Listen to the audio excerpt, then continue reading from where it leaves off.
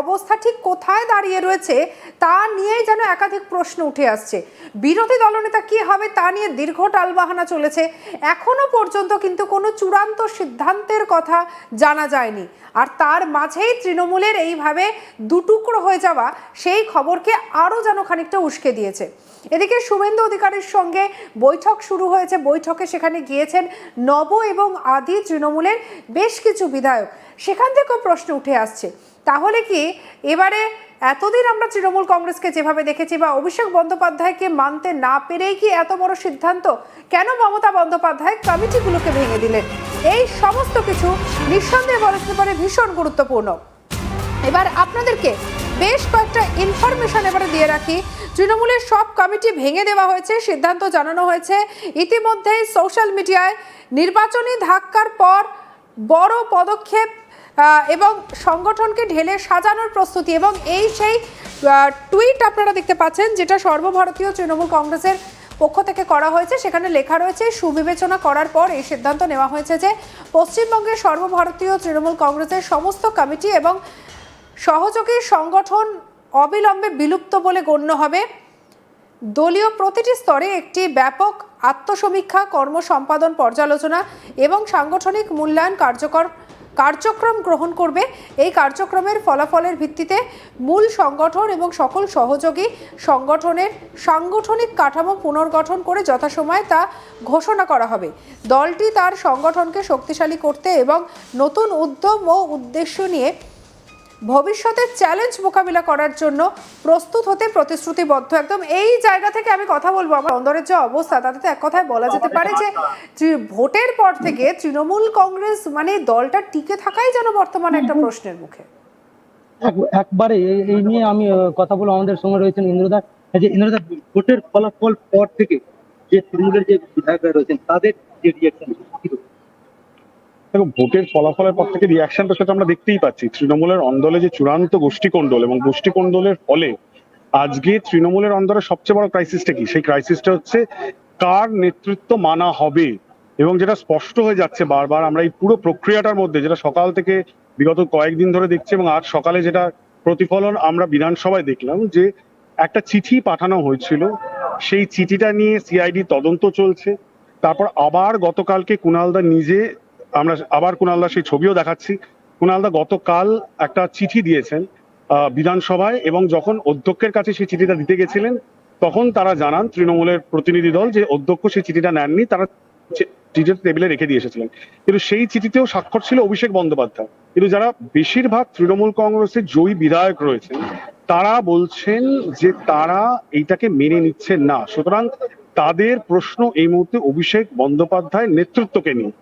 তারা বলছেন, এখানে অরূপ রায় বলে গেলেন ঢোকার সময় যে তারা কিন্তু মমতা বন্দ্যোপাধ্যায়ের নেতৃত্বেই তারা তৃণমূল কংগ্রেসটা করবেন, কিন্তু তারা অভিষেক বন্দ্যোপাধ্যায়ের নেতৃত্বকে মান্যতা দিচ্ছেন না। এখন অনেকগুলো টেকনিক্যাল প্রশ্ন থাকছে। এক, যে এই যে তৃণমূলের বিধায়করা তারা একটা গোষ্ঠী তৈরি করে আজকে মিটিং করলেন বিধানসভার মধ্যে, এবং সেই মিটিংটা করার পর তারা স্পিকারের কাছে একটি চিঠি দেবেন, রেজলিউশন দেবেন, যেখানে তারা বন্দ্যোপাধ্যায়কে তারা লিডার অফ দ্য অপোজিশন হিসেবে দেখতে চান, ডেপুটি লিডার হিসেবে তারা জাভেদ খান, শিউলি সাহা, সন্দীপন সাহা তাদেরকে দেখতে চান, চিফ হুইপ হিসাবে আকরুজ্জামানকে দেখতে চান। এই যে টিমটা তারা তৈরি করেছেন সেটাতে কি মমতা বন্দ্যোপাধ্যায় শিল থাকবে?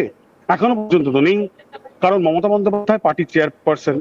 তিনি তার সম্মতি নিয়েই ধরে নেওয়া যেতে পারে যে অভিষেক বন্দ্যোপাধ্যায় চিঠি পাঠিয়েছিলেন শোভনদেব চট্টোপাধ্যায় বর্ষিয়ার নেতা তাকে বিরোধী দলনেতা করার জন্য।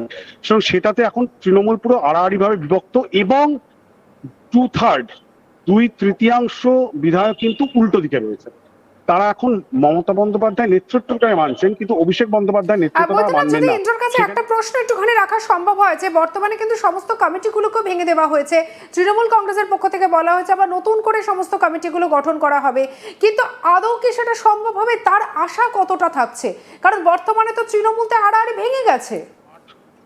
6 থেকে 7 জন বা 8 জন বিধায়ককে দেখা গেছে, 6 জন এমপি কে দেখা গেছে।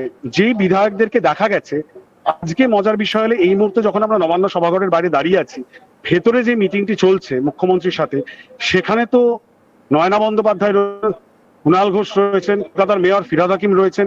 তারা তো গতকাল মমতা বন্দ্যোপাধ্যায়ের নেতৃত্বে যে ধর্ণা ছিল সেই ধর্ণায় ছিলেন। তারা এখানে চলে আসলেন শুভেন্দু অধিকারী মুখ্যমন্ত্রীর মিটিং এ। এটার কি বার্তা, এই রাজনৈতিক বার্তাটা কি? তাহলে কি তারাও উল্টো দিকে এই পট পরিবর্তনের উল্টো দিকে তারা যাবেন? আমরা জানি না, সেই জন্যই আমরা ওয়েট করে রয়েছি। কিন্তু ভেতরে তো ভেতরে তো ঋতব্রত বন্দ্যোপাধ্যায় রয়েছে। তিনি উলুবেড়িয়া থেকে জয়ী একজন তৃণমূলের বিধায়ক, এবং তার নেতৃত্বেই তো এই 2/3 এমএলএরা একটা অন্য গোষ্ঠী বানিয়ে তৃণমূলের অন্দরে তৃণমূলকে চ্যালেঞ্জ করছে, একবারে নেতৃত্বকে বৈদ্যনাথ, চ্যালেঞ্জ করছে। তুমি যদি আমার কথা শুনতে পাও, যদি একটু ইন্দ্রর কাছে প্রশ্নটা রাখা সম্ভব হয়। সমস্ত কমিটি ভেঙে দেওয়া হয়েছে, সেটা তৃণমূল কংগ্রেসের পক্ষ থেকে অফিসিয়ালি জানানো হয়েছে। নতুন করে কমিটি গঠন করা হবে তাও বলা হয়েছে, কিন্তু তৃণমূলের ভেতরে এখন কি সংগঠন আদৌ সেই জায়গায় দাঁড়িয়ে আছে নতুন করে সবকিছু করার? এখনো বুঝতে পারছেন না। আমি যেটা শুনলাম, মমতা বন্দ্যোপাধ্যায়ের কালীঘাটের বাড়িতেই রয়েছে সকাল থেকে। তিনি ওয়েট অ্যান্ড ওয়াচ নীতি নিয়ে রয়েছেন, দেখার চেষ্টা করছেন যে কারা রয়েছে কারা নেই। এবং সেই জায়গায় দাঁড়িয়ে শোভনদেব চট্টোপাধ্যায়ের সাথেও আমি যোগাযোগ করার চেষ্টা করেছিলাম, তিনিও বাড়িতে রয়েছেন। নতুন করে যদি করে সেই ক্ষেত্রে কি সম্ভব হয়?